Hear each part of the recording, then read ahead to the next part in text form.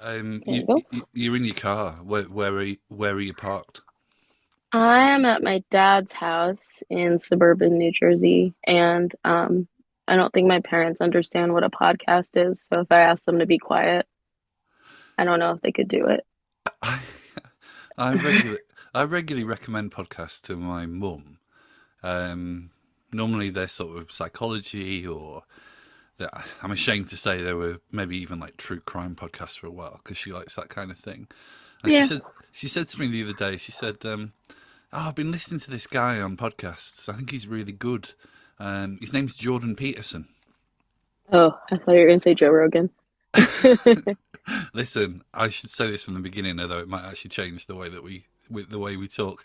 I'm a slight Joe Rogan apologist, if I'm being honest with you. I like I I like don't.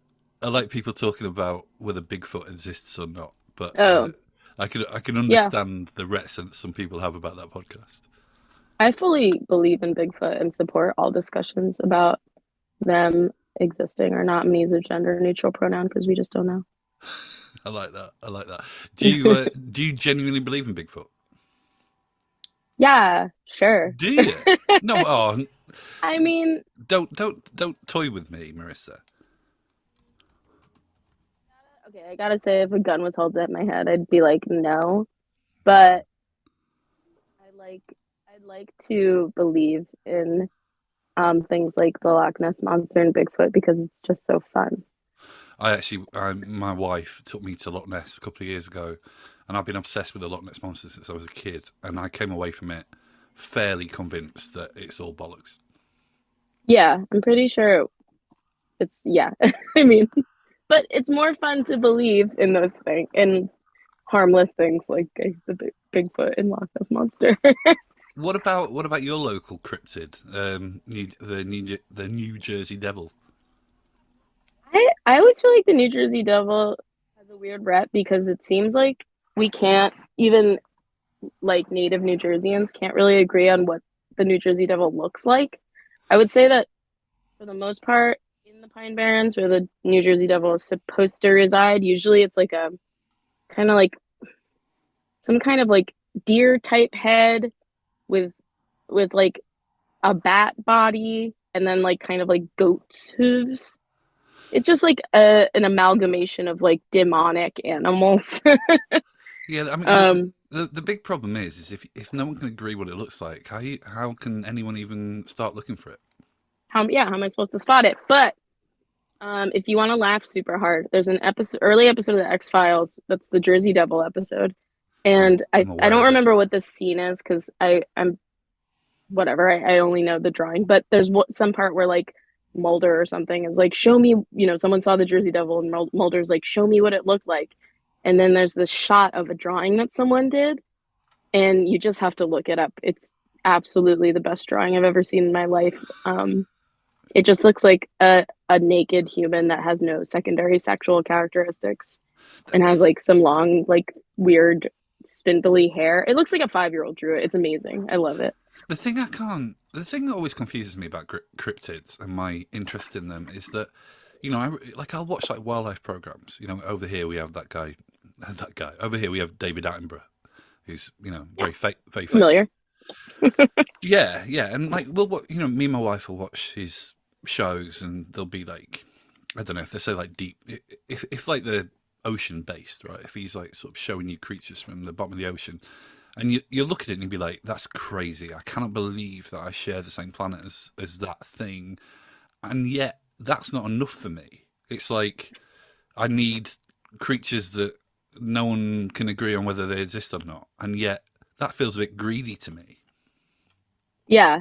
I mean, I would say that my fascination with things like footage of living giant squids definitely outpaces my fascination with footage of Bigfoot because I know that giant squids are real. Yeah. And if I got to see more footage of living ones, I would be absolutely thrilled. But I kind of know Bigfoot isn't real, but I'm gonna let it keep rolling. We'll see. I did I used to work at music magazines, but when I went freelance a few years ago, I sort of briefly just wrote about Bigfoot exclusively. And then I kind of got to the point where I was like, well, there's not really anyone left to write about Bigfoot for. And but I did interview this guy who went looking for like British Bigfoot in Wales, and um, yeah, there's no way anything like that exists in Britain just because it's too small. And people argue about Pacific Northwest and like how no one's ever found a body, and but like theoretically a lot of those spaces are like wilderness, so something could be there, but in Britain it's just not big enough. But he did tell me that when he basically packed up and he went and lived in a tent for 3 months in this forest in Wales, and he did say one day someone threw. He said he woke up and there was screaming and something threw like a tree trunk at him, and I'm always a bit like, what's going on there then? See, you Yeah, don't know. yeah. We just don't know. What's your favorite animal?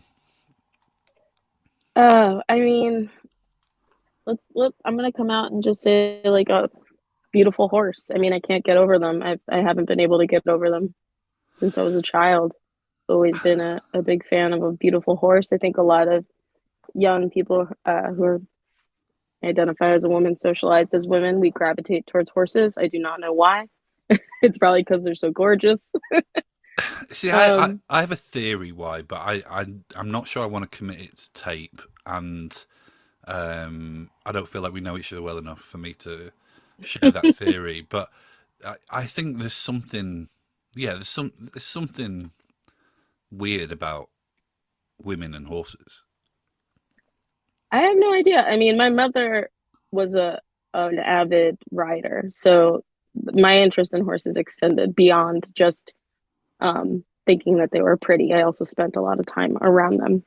Um, I did not ride myself. I wasn't really interested in it. It scared the shit out of me. But my mom was a really good horseback rider, and so um, yeah, I took some lessons, but mostly I just kind of hung out in the barn, and I did weirdly spend a lot of time with horses. And New Jersey is I think a lot of people might not know how many goddamn horses are in New Jersey, but there's a lot. There's a lot of horseback riding in New Jersey. I think it might have like we might have the most horses per square mile, but that's just because it's such a densely populated state. But I feel, I feel like I've learned something. yeah, there's a lot of horse culture in New Jersey. I am not really privy to it or a part of it anymore, but I grew up in like, I'm in suburban New Jersey now. I would say the suburbs, but like kind of a big city, Elizabeth, New Jersey. And even my parents boarded a horse, meaning we like paid for its rent, Oh, but it didn't live with us. We didn't have a barn or anything because yeah. we lived in the city, but When I we'd was a go ride it. when I was really little, I remember a relative adopted a donkey for me, and I was so excited. I was like, "Oh my god, I like own a donkey!" And then it was explained to me that I didn't get to see the donkey. I just got a certificate, and that felt really unfair to me. Yeah, that would bum me out because I would die to have a donkey. I love them. I'm I'm a little bit obsessed with. Oh, it's probably obsessed is overselling it really, but I'm fascinated by your Wikipedia page, your specific Wikipedia page. So am I. Isn't it weird on isn't it weird on how in the personal life section it talks about your sexuality and it talks about Sleater-Kinney, and then it kind of being inspiring to you, and then it says what your go-to karaoke song is. Yeah, that's exactly the line that I'm thinking about. I mean, it's not the line about my go-to karaoke song is not untrue. That is true. Right. I just don't, I wonder, I feel like that's really bottom of the barrel information pertaining to the more like kind of glaring maybe points on my life that should be illuminated. But um I mean Wikipedia, anyone can edit your Wikipedia entry, right? Yeah, I did an episode recently with the musician Rosie Plain, who Oh, I like Rosie Plain. Yeah. man, that new record's amazing. And we were going through who had done the edits on her Wikipedia page, and because the thing that always blows my mind is like, if we get off this call and like I go on Twitter and it says that a celebrity has died, and then I go on the Wikipedia page, someone will have updated it, and I'm always like, who are these people who are like primed? It's like Who are these people who, when someone dies, the first thing they think is they must update their Wikipedia page? I don't know. I mean, I can tell you that it's definitely not me. I've Yeah. never edited a Wikipedia page in my life. But bless those brave soldiers who go the in other, there the and do other, the dirty work for us. the other fact is the other fact on your Wikipedia page is that in 2012, Spin said you were the 77th greatest guitarist of all time. And my question is, do you think in the last 11 years you've gone up? And did you ever feel like the 77th greatest guitarist of all time? Um, no, I mean, it was very nice of them to say. Um, I should hope that I've gotten better at my instrument as I've grown older and made more albums and played more shows. But I don't know how they calculate those lists. It seems like clickbait fodder, um, for the most part, Yeah. even though I feel bad saying that because I do appreciate a nice compliment. Yeah, I mean, as someone who's worked at music magazines and has been involved in putting together many lists like this, like, it is all a nonsense. Yeah, I know that lists are appealing to magazine readers or whatever, There's some um, re- there's some really and that weird they're encouraged. Yeah. there's some really weird people on this list, by the way. Isn't it really weird that Skrillex is in at 100? Well, I mean, I think the whole point of that list was that they were going to be a little bit unconventional. Making wasn't it like Thurston Moore was number one or something? Yeah, I mean, Yeah. And uh I mean, I don't know anything about the way Skrillex plays guitar, but he was in an emo band, so he probably does know how to play guitar. is do you feel good on guitar? Do you think you're good on guitar? I mean, I know logically that I'm good at guitar because a lot of people tell me so. So I assume that it's something that is true amongst those people. Emotionally, I don't feel like I'm good at anything. Oh, Um, mate, and let's let's but let's I also explore was never let's explore one. that. Well, I have therapy in like in 2 hours, so I can talk about it then too. But you know, 90s kid, a little bit of a nihilist. But I also was never really interested in guitar. Um, so and I It was your dad that taught you, wasn't it?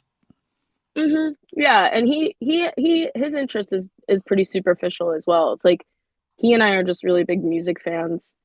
Um, and we're just always listening to music. I wouldn't say that like, he doesn't have record stacks in the basement. He's not on Discogs or anything. We just live with music playing all the time, and we always have. So, um, he could kind of play like a couple chords. And when I was a teenager and I started getting into rock music, he was like, "Let me show you some chords because then you could play these Nirvana songs you like." And that was kind of it. I really wanted to play drums, to be honest, but Right. my parents were probably made a good choice in not getting me drums. I'm sure that's annoying to deal with as a Uh, parent. the reason why I really like the way that you play guitar is that you, you, I always feel like you kind of play it like you kind of hate it, if that makes sense. You know, I definitely, like yeah, I definitely don't hate it. well, no, I mean, my favorite. I guess that I struggle a bit. I mean, I really like guitar players, but I struggle a bit with like say I don't know, like Stevie Vai or something, and because you kind of like, oh, it just feels like you respect the instrument too much. Where my kind of favorite guitarists are the ones that are like, it's almost sort of a conduit to something they're trying to say. Or that, I mean, I know this is a bit weird for me to be saying to you, but that's what I always kind of feel about your playing. Really, like it doesn't feel kind of like, whilst it's like technically very good, it doesn't feel kind of like it doesn't feel like Guitar Center esque. It feels like almost like it's allowing you to express yourself, and I don't always feel like that about a lot of very quote unquote good guitarists. Yeah, I understand what you're saying. I've never been a fan of any of the virtuosos either, like Satriani or Steve Vai. I actually really kind of really can't stomach the timbre of that virtuoso type stuff.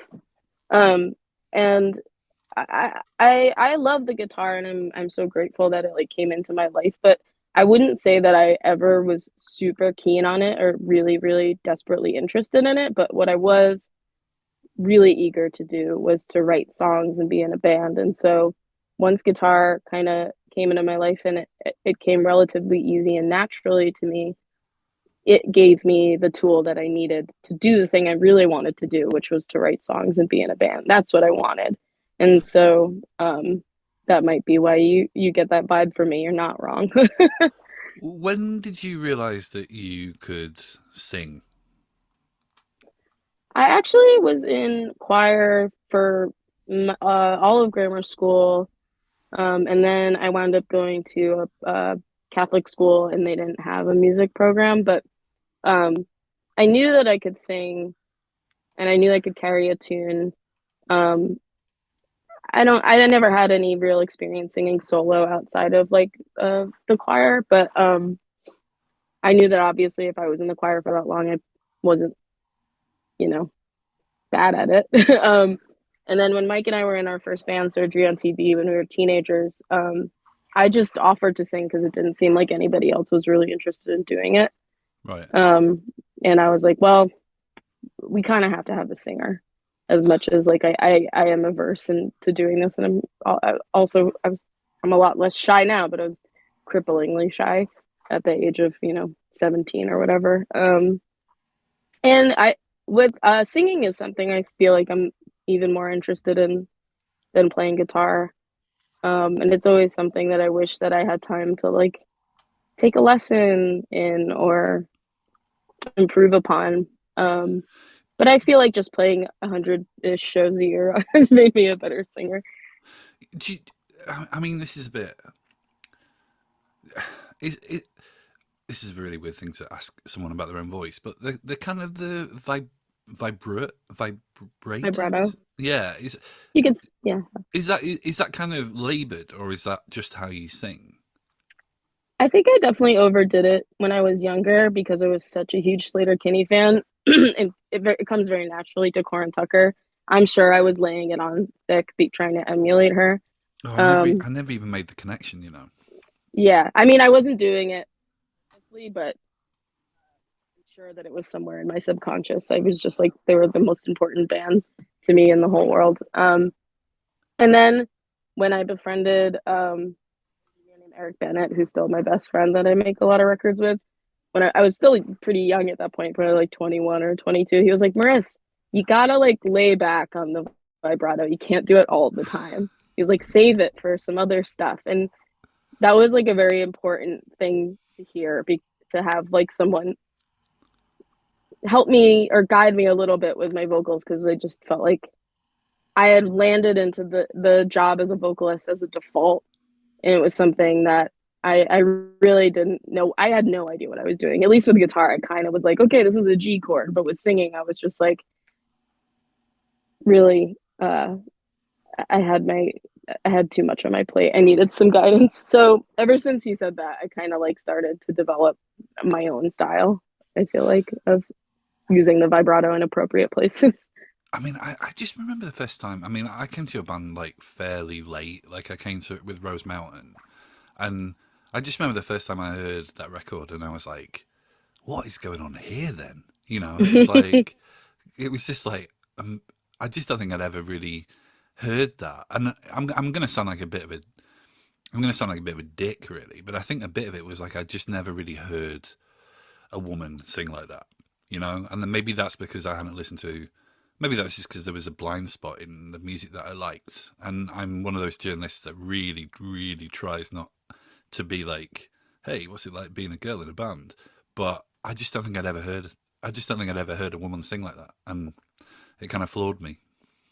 I mean, there are a lot less of us women than there are men who are in active bands. So, um, I wouldn't really say it's a blind spot. You probably just aren't having your like listening from day to day completely saturated by women, female singers. But I only really, especially as a teenager, gravitated and actively listened to female singers kind of after I grew out of grunge. and like 90s alternative, I started listening to just like Kill Rock Stars, K Records. So like lots of like queercore, lots of like Pacific Northwest punk rock. And most of those bands were either fronted by women or had women in the band. So, but with that being said, it's like, no, the mainstream did not include many women at that point. It's getting better, but we're still grossly outnumbered. Yeah, totally. I mean, I think there was. Yeah, I mean, I don't really have that excuse though. Really, I was like, I was hugely, from. It sounds like we had a similar journey really with our tastes. Like, I kind of went from grunge to, Riot Girl, and I was obsessed with like the gossip, like long before they kind of Oh broke yeah, in the same. I was UK. so upset when they turned into a disco band. well, well, it was weird because I was at the NME, the NME in the UK. That's where I used to be Yeah. staff, and it was like I was so obsessed with the gossip, and then I was like, when they kind of went that in that direction, it was like, oh, I can actually get this band on the cover of the NME now, Yeah, that's and awesome. and that was rad, right? But it was also kind of like I kind of miss what they were. But I Yeah. actually, I actually Now, think, I actually think the record after the one they broke here is amazing, and I can't even remember the name of it, but I feel like that record gets kind of overlooked a little bit. yeah, now I totally, as an older person, I'm like, I totally get where they were going, and I feel like I can appreciate their whole like the second iteration kind of era of their band. But mind you, this change happened while I was like a freshman in college, so I was just irate. I was like, how can they do this to me? But when I first heard, I was like 18 maybe, and I've said this, I've just told the story a bunch of times, but I was just like, holy shit, this is like the most cathartic, coolest music I've ever heard in my life. I like could not get over the record, and I think at that point all they had was there was like Arkansas Heat, and then the EP. Oh, That's my end. I live next to a police custody centre. I'm sorry. That It's fine. I don't think I've done anything wrong, so I don't think it's No. for me. No. um so when I found out there was like another LP and an EP that I could get, it was the only time I'd ever stolen from my dad. I think I stole $20 and I Oh God, drove. does he know? Yeah, he probably knows. I stole 20. I was like, I have to have it. I can't live without this. I need it now. And I went to the record store and I got it. And I came home and I felt really bad, but I was like, this had to happen. I can't Yeah, turn back. yeah. It He sounds your dad. I mean, I'm making a lot of judgments here, but your dad sounds cool. was cool. I think he would have probably been like, please don't do that again. And I would have been like, okay, sorry. How do you feel? I've been doing a bit of reading. Um, I've just kind of been in screaming females interviews today, and just sort of Mhm. doing some reading. And how do you feel about climate change right now? I mean, it's terrifying. When I was a child, I remember being really worried about it. When I was a kid, they called it global warming. I know that people still use that term, but I feel like climate change has kind of superseded it. But I was like, is this going to happen in my lifetime? And as a 13-year-old, not knowing anything about the world, it was a source of incredible amounts of anxiety for me. It was like, I'm going to die in some kind of like climate catastrophe. It's going to be so scary. It's going to be so painful. Like, how am I going to persevere or survive something like that? And, now that I'm older, I understand that it's happening right now. And it's scary, but it's not the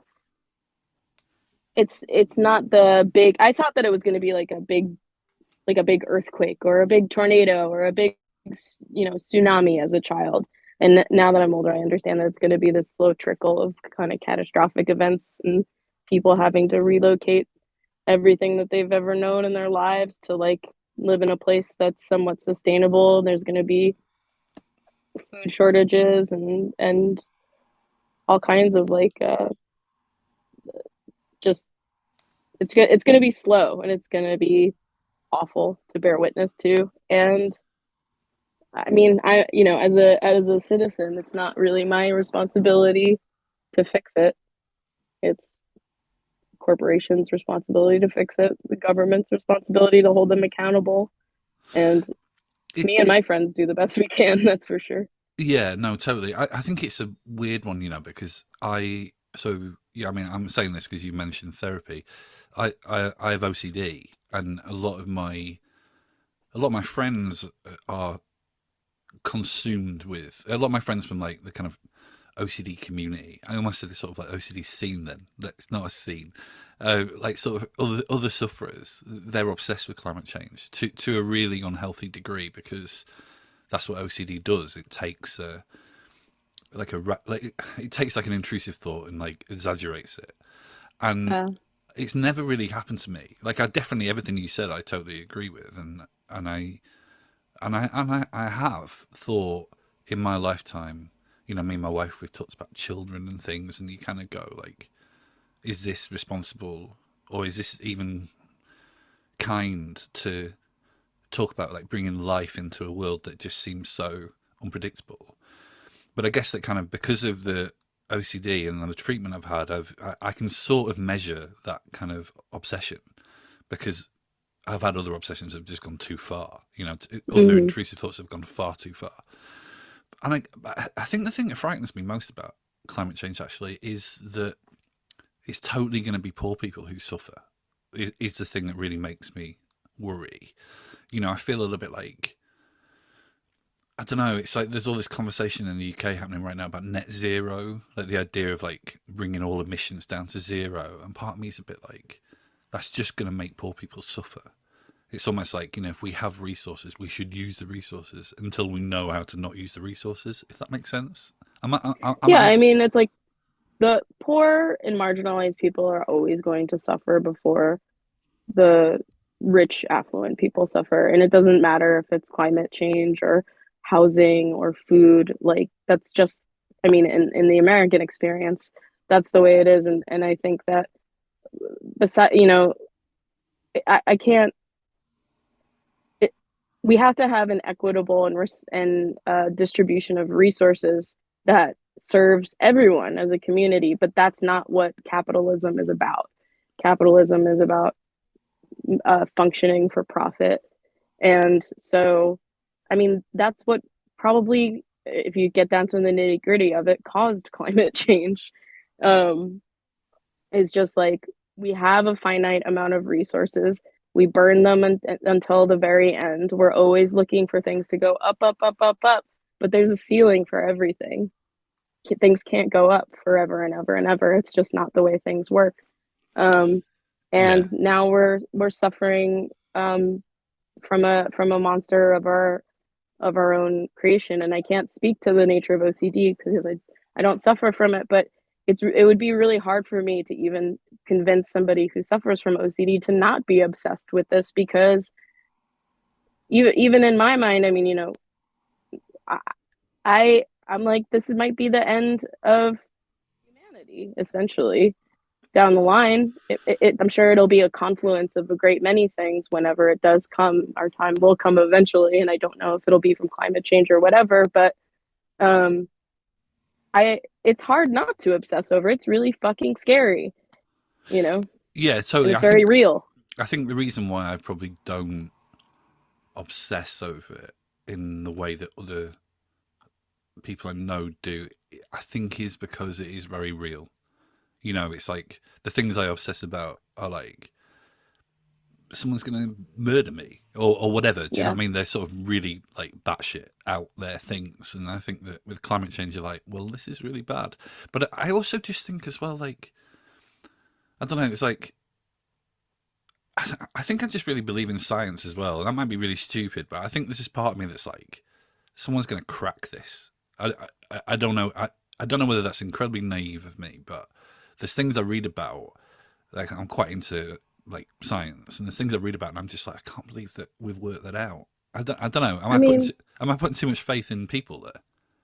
I don't know. I mean, I all I can do is hope at this point. It's like I said, as a private citizen, it's not my obligation, and I don't even have the power to change. these irrevocable changes that we've made to our climate. Um, but personally, since I've been kind of uh, I think about it a lot and have been thinking about it a lot from a very young age. I am here. I'm on the planet. I'm living life, and it wouldn't be healthy or sustainable for me to be worried about it at all times. Yeah. So I think that my brain kind of developed this mechanism to protect itself where I just have to let it go. I can't, I can worry until I'm blue in the face. I can lose hours and hours of sleep about it, but at the end of the day, it's unfortunately it's not in my hands. I wish it were because I would fix it. How did you learn how to? I almost made some sort of rubbish segue here about something that is in your hands, but I'm not going to do that. I'm just interested. How did you learn? How did you learn animation? Oh, I don't really know how to animate. I just know that animation is a series of still images that are stretched over a couple frames, and when you move them, it makes the little guy move around. Uh, so I did go to art school. I was definitely exposed to some animators and people who are animating, but I had never done it really prior to probably doing that hopeless video, and I Yeah. wouldn't even really call that animation. What I was really thinking about with that video was the director Samuel Bayer, who's a '90s dude who did I think he did Bullet with Butterfly Wings, and he did that Stupid Girl video for Garbage, and he kind of would just shoot on film, or maybe he shot on something else and put it on film, whatever. But he would process the film and then take the negative home and scratch it up. And I was always just kind of like fond of all the cool little things that would pop up when you would like drag a razor across the film or maybe like drop a little bleach on it or something. I thought that stuff looked really cool. And when Lance Bang sent me the first edit of the Hopeless video, I was like, it's like missing some kind of movement. Like there needs to be some kind of movement. I don't know what necessarily I was looking for, but I did know that we didn't have any more time to shoot anything. So I was like, how about this idea? We get this transferred to film and I try animating over it, like physically scratching the negatives. And Lance was nice enough to have it put on film, which is super expensive. um, It, and it's then frame by frame, I scratched every little. I don't know how big the frames were on film. I forget, but it was like 5,000 frames, I think. it's funny. People always say about music journalists that they're frustrated musicians, and that's totally not true in my case. I'm a frustrated animator. Like Mm. it's all I ever wanted to do when I was a kid, and I got an interview at this animation school. It's like super revered animation school in the UK, and my dad. It was miles away from where I grew up, and my dad drove me there, and they showed me around the school, and I was just like, "This is amazing. This is all I ever want to do." And then when I had my interview, they said that my school had told them that I was rude and argumentative. And What I does was that like, have to do with your ability to animate? do you know what I mean? I was a little bit like, well, firstly, like we've just driven like 300 miles, which obviously isn't a lot for an American, but in the UK, that's like the other side of the I country. know, I know. It's just, I don't know. So whenever I meet anyone who, I mean, you say can't animate, but that is animation to me. You know, whenever I meet anyone who can do that, I'm like, wow, that's amazing. Tell me all your secrets. Yeah. I mean, I realize that it is animation, but I guess what I'm saying is like I didn't really go into it thinking that there was going to be any kind of uh like continuous narrative with any of the figures that were or they're all abstractions, it's like little bulbs that explode and like lines and things. I didn't think there would really be any kind of like linear narrative with any of these shapes. Right. So that just kind of happened, and it was like a little bit of a happy accident because I really didn't know what I was doing. Um, and then I did another video with Lance Bangs for the artist Laura Veers, who's from Portland, Yeah, yeah. and we did the same process with Laura. Where it was just like one shot of Laura sitting in the back seat of a car, and then I animated over that. And I kind of like working within like mediums and templates that have a lot of limitations. So it's like since I was physically drawing on film and the actual frames are so small, there's only so much I can actually put on a frame or like etch into the frame or take like some acetone and like discolor some areas because they are so small. It's just I can't really put anything detailed in there. Um, so it was fun to experiment with that stuff and get the opportunity to make those videos. And I've always like been really keen and interested to learn more about animation, like contemporary animation, like using a goddamn computer. Yeah. It would be really fun to have some like cursory knowledge of that or introductory knowledge of that stuff. And I have friends who do it, but I've never had time, unfortunately. Where's the time? Where's the time? Yeah, it sucks to be interested in a lot of things because you don't often have all the time to try them all out. Absolutely. No, I totally relate. I feel like on the subject of time, this was a segue, by the way. I we should probably wrap things up. Although I should probably, if I have to, ask you something about your excellent new record before I go. So this isn't all about Oh yeah, the new animation record. and Right, yeah, you right. have a new record. It's good. It's good, isn't I hope so. I mean, I've lost. I feel like it's the first Screaming Females LP that I've really lost a lot of perspective on because of COVID, kind of inserting itself in the middle of the creative process. There, I we wrote all these songs, and then all of a sudden we were trapped at home for almost 2 years, and now we're it? putting it out, and it's wild. So a lot of some of these songs are probably getting close to 5 years old, which is something we've never experienced before as a band. And so I'm going to defer to the listeners to tell me if it's good or not, because I don't even know anymore. I've lived so long with a lot of these songs. Well, it is weird, isn't it? When you look at your discography, it's like you're basically whacking out records like every 2 years, really, and then, or actually, there's that sort of period between like Power Move and Castle Talk that's like a year, isn't it? But Yeah, it's like, really short. yeah, it's kind of wild to be like 5 years. It's a bit of a lifetime, but I think it's really good. I can't wait to see you play in the UK. I saw you at the 100 Club in central Oh, that London. was fun. Yeah, Yeah, it was amazing. I went great with honor to be there. yeah, totally. Do you know the band Muncie Girls? I've heard their name, but I'm not sure if I'm familiar with the music, but I definitely have heard the name. Yeah, they're amazing. I went with them, and it was kind of wild. Like we were all, I'm a bit older than them, but we were all just like teenagers. Like can't believe we're going to get to see screaming females. It was awesome. So, That when was do a you, really fun tour. when do you get to the UK?